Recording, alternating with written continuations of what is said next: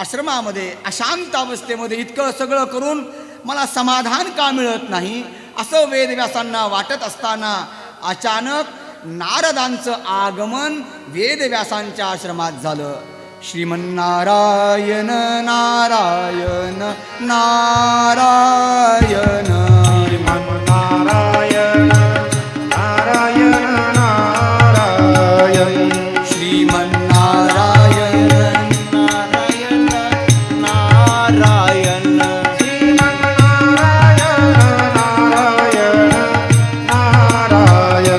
श्रीमन्नारायण नारायण नारायण नारायण श्रीमन्नारायण नारायण नारायण श्रीमन्नारायण नारायण नारायण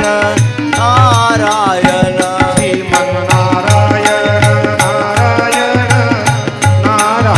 नारायण श्रीमन्नारायण नारायण नारायण श्रीमन्नारायण नारायण नारायण श्रीमन्नारायण नारायण नारायण श्रीमन्नारायण नारायण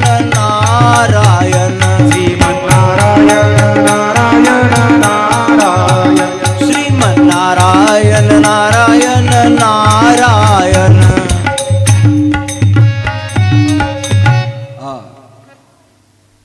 वेदव्यासांना नारदानं वेदव्यासांना म्हटलं तुम्ही अशांत का? बघा, जो जितका मोठा असतो ना तो तितका लीन असतो बघा. वेदव्यासांना म्हटलं नारदजी सगळं केलं पण माझं मन शांत नाही हो, सांगा तरी काहीतरी उपाय. नारदानं म्हटलं व्यासजी आपण सगळं केलं, आपण भगवंताच्या लीला ज्याच्यामध्ये आहेत असा ग्रंथ लिहिला आहे का? वेदव्यासानं म्हटलं नाही. मग आपण भागवत लिहा, एका भागवतानं आपल्याला आनंद मिळेल. वेदव्यासानं म्हटलं मी त्यानुसार नाही, सगळं करणं वेगळं, भागवत असणं वेगळं. आणि हे सगळ्या गोष्टीचा चर्चा गप्पा मारत असताना नारदानं म्हटलं व्यासजी तुम्हाला खरं सांगू, माझं जीवन सुद्धा जे खऱ्या अर्थानं उद्धरलं ना तर ते सुद्धा संतांच्या कृपेमुळं उद्धार माझा झाला. नारदानं जणू आपलं पूर्वचरित्र वेदव्यासाला सांगायला सुरुवात केली. नारद म्हणतात व्यासजी मी काही फार माझ्या पूर्वजन्मामध्ये फार चांगला नव्हतो, एक भोग लंपट गंधर्व मी होतो. अप्सरांच्या ताफ्यामध्ये राहायचं, नाच गाणं करायचं, हे सगळं मी करायचो. आणि या सगळ्या माझ्या करण्यामुळं देव मला बक्षीस द्यायचे. हो, एक दिवस एका पूजेची पर्वणी होती आणि या पूजेच्या पर्वणी निमित्तानं मी तिथं नृत्य करू लागलो. ब्रह्मदेवाने बघितलं की अरे पूजेच्या या पर्व कालामध्ये हे काय चाललं याचं, आणि ब्रह्मदेवानं मला शाप दिला, तावत्वम दासी पुत्रो भव. अरे कुठं काय करावं हे तुला कळत नाही, याचं भान तुला नाहीये, जा तू दासी पुत्र होऊन जन्माला येशील. ब्रह्मदेवाने बघा, आपण आपल्या रूममध्ये वेणी फणी करणं चांगलं आहे, बरोबर आहे ना, पण कथेमध्ये बसल्यानंतर आरसा काढून जर फणी वेणी करू लागलो जमल का? नाही जमणार. कुठं काय करावं याचं भान असलं पाहिजे. आणि मी दासीपुत्र म्हणून जन्माला आलो. आता एका दासीपुत्राचं जीवन काय असणार आहे? व्यासजी आईनं काम करावं, आईच्या सोबत मी जावं. योगायोगानं आमच्या गावामध्ये काही संत मंडळींचं आगमन झालं. त्या संत मंडळीच्या सेवेचं काम माझ्या आईला लागलं. मी माझ्या आईच्या सोबत जाऊ लागलो आणि जाता जाता आईसोबत काम करायला लागलो. दुपारच्या वेळेला मी पाहिलं तो खूप लोक असे बसलेले. एक गुरुदेव भगवंताच्या लीलेचं चिंतन करत आहेत. मी दूरवर उभा होऊन ती कथा ऐकू लागलो. मला ती कथा बरी वाटू लागली. म्हणून जरा पुढे जाऊन मी बसू लागलो. पण पुढे मी गेल्यावर मला उठून मागं पाठवलं. का? कारण गरीबाला कोण माहू देणार ना. चल हो बाजूला, चल बाजूला. पण माझ्या गुरुदेवांची माझ्यावर कृपा बघा. माझ्या गुरुदेवानं आयोजकांना मला पुढे बसू द्या त्याला. 4 महिन्याचा कालावधी गेला. मी कथा ऐकली. 2 गोष्टी माझ्याकडनं घडल्या. कथा मी ऐकली आणि माझ्या गुरुदेवांनं जे जेवण केलेल्या ज्या पत्रावळी होत्या ना, त्या पत्रावळीवर जेवण्याचं सद्भाग्य मला प्राप्त झालं. परिणाम, जाताना सर्वांना विचारलं काय करावं. मीही विचारलं, गुरुदेव मला सुद्धा तो जो कृष्ण आहे ना, ज्या कृष्णाबद्दल तुम्ही बोलत होता, ज्या कान्हाबद्दल तुम्ही बोलत होतात, तो कान्हा मला मिळेल का? माझ्या आजूबाजूचे होते ते हसू लागले. काय वेडं पोरगे काही म्हणतं. माझ्या गुरुदेवानं मला जवळ घेतलं. खऱ्या अर्थानं माझी कथा सार्थकी झाली असं माझ्या गुरुदेवांना जणू वाटलं. असं मला त्यांच्या भावमुद्रेवरून समजत होतं. सांगितलं, बाळा तुला तो कान्हा हवा आहे का? काय हरकत नाही, निश्चित मिळेल. मी तुला मंत्र देतो, तो मंत्र तू म्हण. भागवतात तो फार सुंदर मंत्र आहे बरं.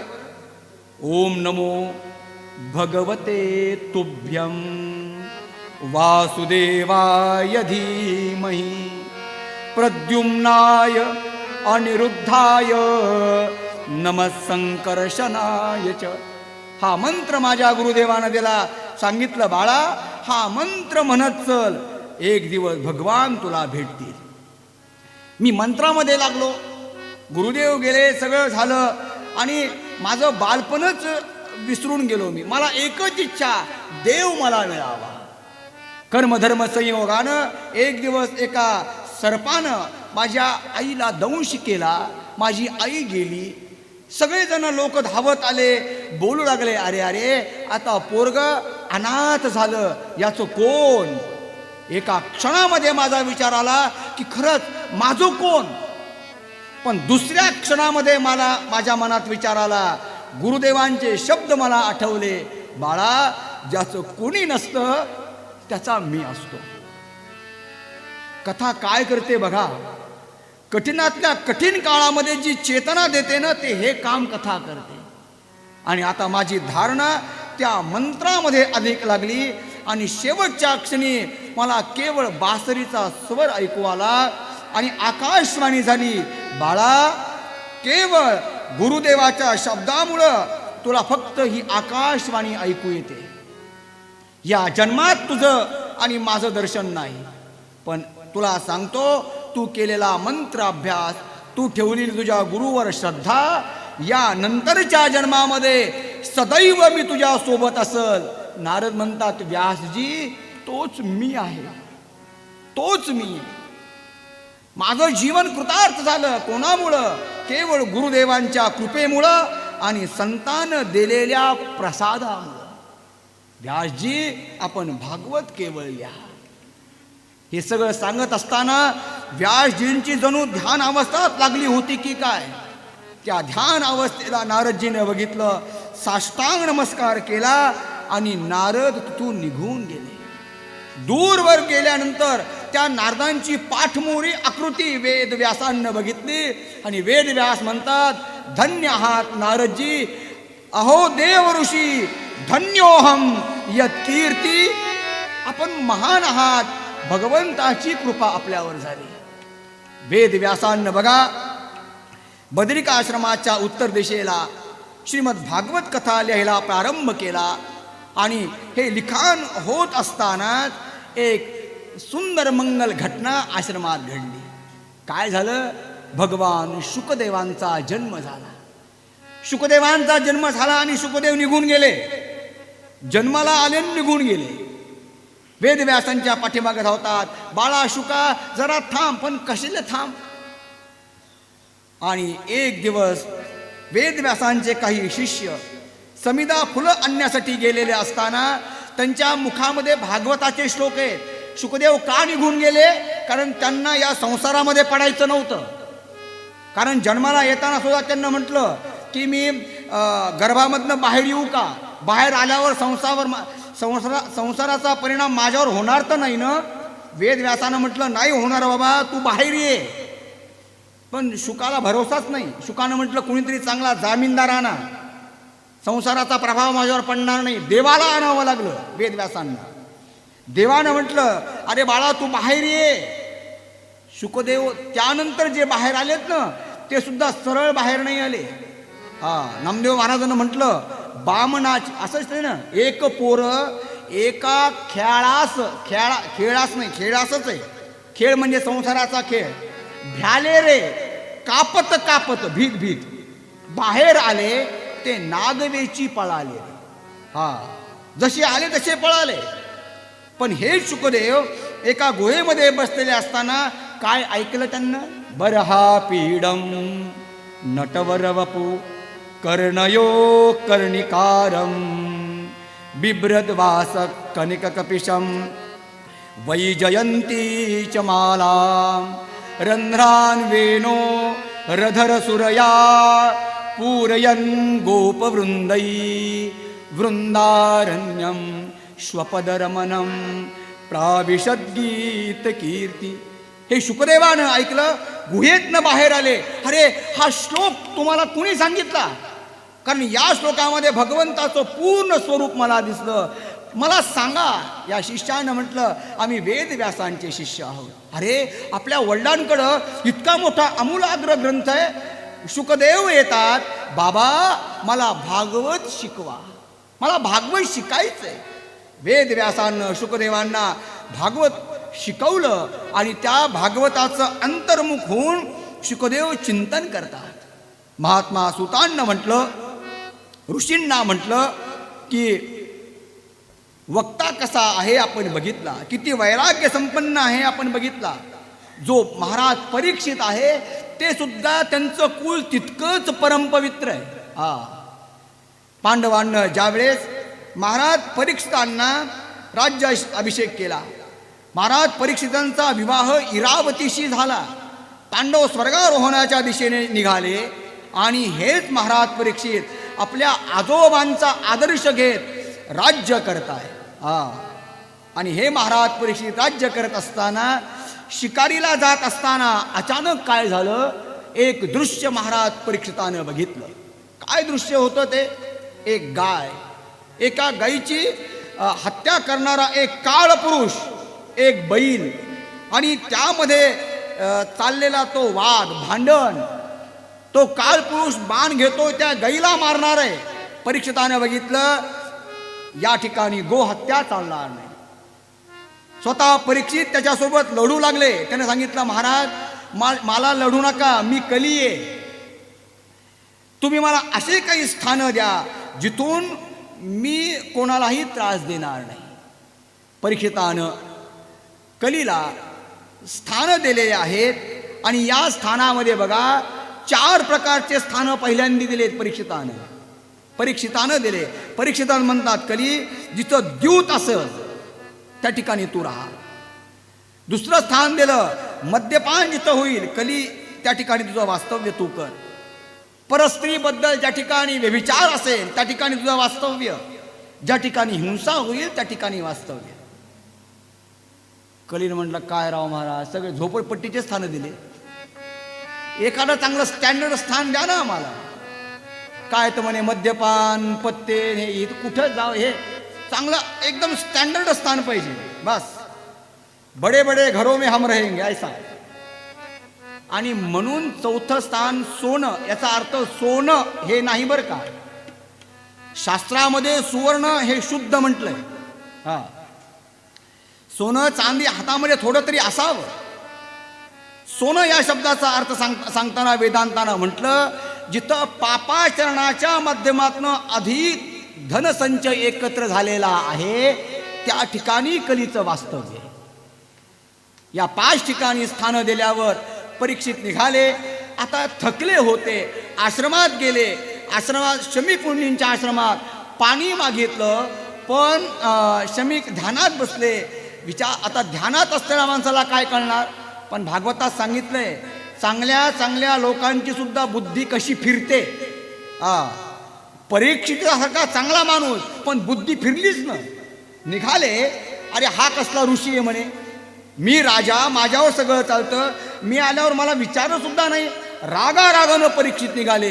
एक मेलेला सर्प पडलेला दिसला, तो उचलला आणि श्रमिकांच्या गळ्यात टाकला. आता हे करायची गरज होती का? मग बुद्धी फिरल्यावर चांगला माणूस कसा नाचतो याचं हे उदाहरण आहे. शृंगीला हे कळालं. शृंगीनं शाप दिला, ज्यानं कोणी माझ्या वडिलांच्या गळ्यात साप टाकला असेल, 7व्या दिवशी तक्षक नाग चावून तडफडून तो मरेल. परीक्षितालाही लक्षात आलं आपण चुकलो. आता आपल्यालाही याचं काहीतरी शिक्षा मिळाली पाहिजे याची जाणीव परीक्षिताला झाली, पण वेळ निघून गेली होती. शमिकानं शृंगीला बोलवलं. अरे असं करायला नको होतं तू, पण जा त्याला सावध करून ये, त्याला त्याच्या दृष्टीनं काहीतरी तडजोड तरी करता येईल. ऋषी मुनी जातात, परीक्षिताला सावध करतात. महाराज अशा अशा प्रकारचा शाप तुम्हाला दिलेला आहे आणि तुम्ही आता तुमच्या जीवनाच्या कल्याणाचा मार्ग शोधा. परीक्षितानं म्हटलं, मला जी शिक्षा मिळाली ती योग्यच झालं, कारण मी तो अपराध केलाय.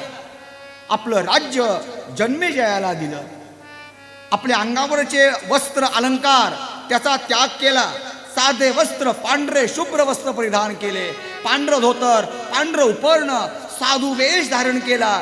भगवान श्रीकृष्णाच्या मंदिरामध्ये येतात, साष्टांग नमस्कार करतात. देवा, माझ्या हातून चुकून अपराध घडला, त्याची शिक्षाही मला मिळाली आहे, हे सगळं तुझ्या चरणी अर्पण करतोय देवा, आणि निघतो आहे. परीक्षित गंगा मातेच्या तीरावर येतात. तीरावर आल्यानंतर सर्व ऋषीमुनी त्या ठिकाणी जमा आहेत. सगळ्यांना कळालं प्रायोपवेश घेऊन परीक्षित आलेले आहे. शेवटच्या क्षणामध्ये परीक्षित आलेले आहे. आणि परीक्षितानं प्रत्येकाला विचारलं, मी काय साधन करू, माझ्या आयुष्यामध्ये इतका काळ बाकी आहे, तुम्ही साधन सांगा. आणि प्रत्येकानं आपण केलेलं साधन सांगायला सुरुवात केली. कोणी म्हटलं हे कर, कोणी ते, कोणी ते, कोणी ते. आणि महाराज परीक्षिताचा गोंधळ अधिक वाढला. आता काय करावं, हे करू का ते करू. आणि मग त्यांच्या लक्षात आलं परीक्षितांच्या आपल्या आजोबांचे शब्द, ज्यावेळेस तुझ्या मनाचा गोंधळ अधिक वाढेल परीक्षिता, एकच काम करायचं, काय, तू भगवान श्रीकृष्णाचं ध्यान करायचं, बस, बाकी काही नाही, योग्य तुला मार्ग मिळेल. परीक्षितानं भगवान श्रीकृष्णाचं ध्यान केलं. आणि ध्यान करताच क्षणी बघा, सद्भाग्य उदयाला आल्यानंतर कसं येतं, एका झाडीमधनं शुकदेव बाहेर आले.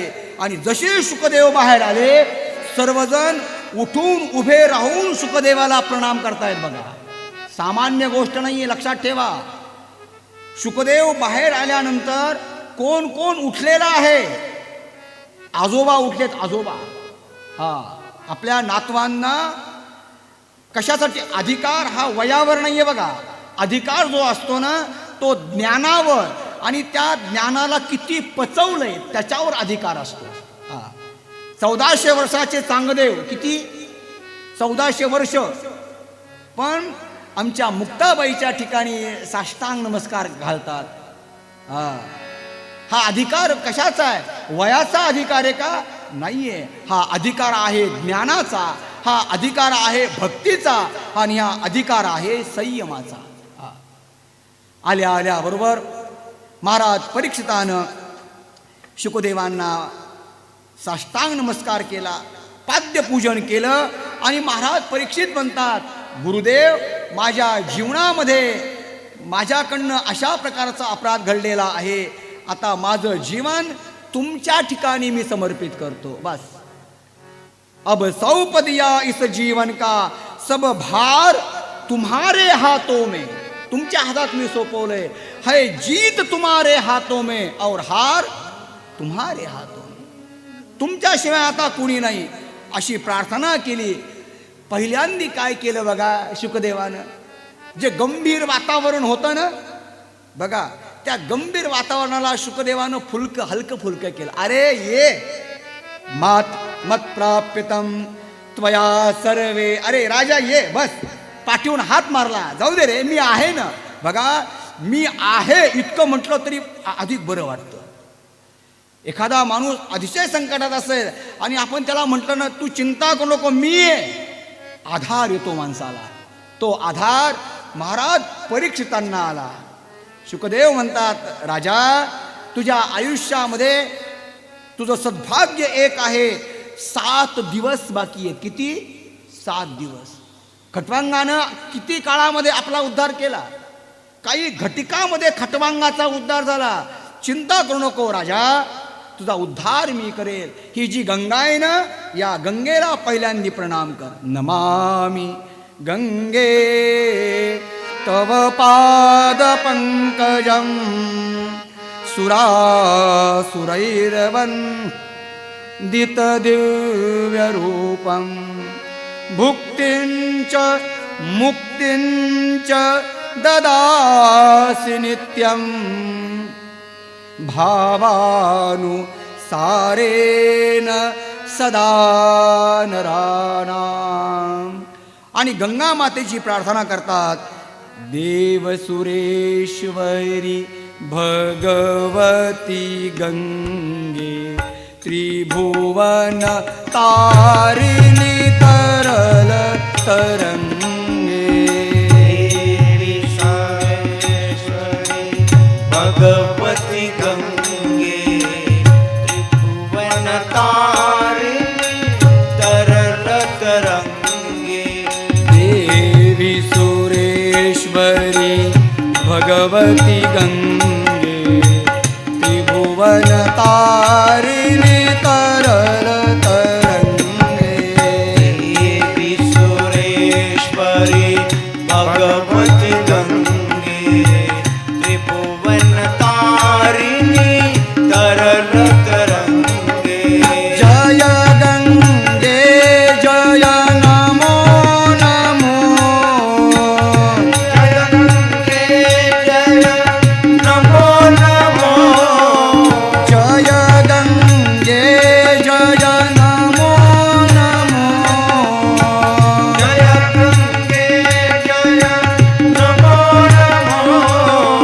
पतितो धारिणी नमो नमो.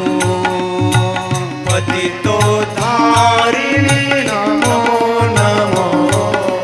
पतितो धारिणी नमो नमो. पतितो धारिणी नमो नमो. देवी सुरेश्वरी भगवती गंगे वनतारिणी तरल तरंगे. देवी सुरेश्वरी भगवती गंगे त्रिभुवन तारिणी तरल तरंगे.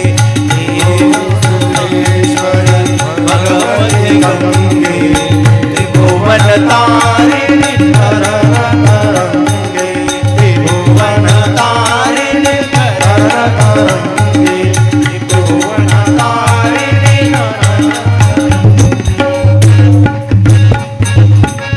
हा. नमामि गंगे तव पाद पंकजं सुरासुरैर्वन्दित दिव्य रूपं भुक्तिंच मुक्तिंच ददासि नित्यं. काय काय गंगा देते बघा. आपण गंगेच्या तीरावर आहे. भुक्ती मुक्ती ही प्रदान गंगा माता करते. राजा, या गंगा मातेला तू शरण गेला आहेस, गंगा माता तुझं कल्याण करेल, चिंता करू नको. भगवान शुकदेवजी वर्णन करतात, राजन, अशा प्रकारचं मंगल शास्त्र मी तुला सांगणार आहे, ज्या शास्त्राच्या माध्यमातून तुझा उद्धार होईल आणि तुझ्या पितरांचाही उद्धार होईल. पण हे शास्त्र कसं आहे, कशा पद्धतीचं आहे, याचा सविस्तर विचार आपण उद्या 9:30 वाजता बघूया. 2 मिनिट संकीर्तन आणि लगेच आरती. श्री कृष्ण गोविंद हरे मुरारे हे नाथ नारायण वासुदेवा. श्री कृष्ण गोविंद हरे मुरारे हे नाथ नारायण वासुदेवा. हे नाथ नारायण